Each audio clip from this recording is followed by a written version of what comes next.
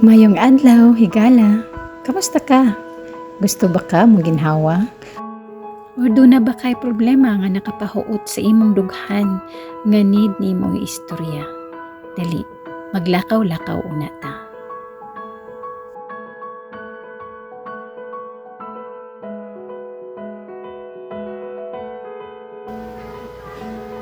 Ang kinaiyahan, nagpamatuod gayod, unsa kagamhanan ng atong magbubuhat.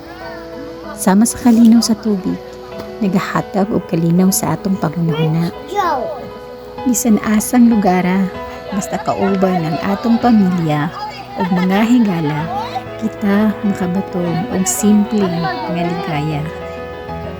Kalipay nga nakadugam o kusog sa atong matag adlaw nga pagkinabuhi.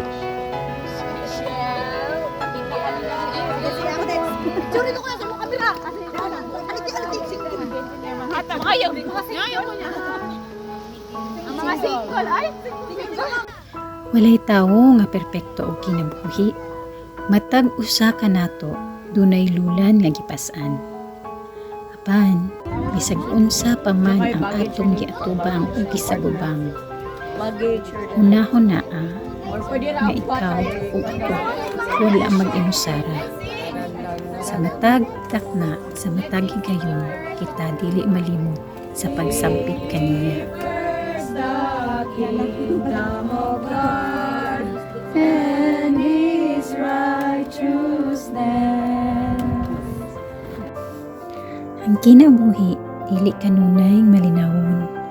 Dunay mga unos o bagyo. Apan ato lang, hinumduman nga mulabay ra ang tanan. Ug atong handumon, ang saad sa kahitasan, nga dili gayud taniya pasagdan. Kay ang gugma sa Ginoo kanatong tanan hangtod sa kahangturan.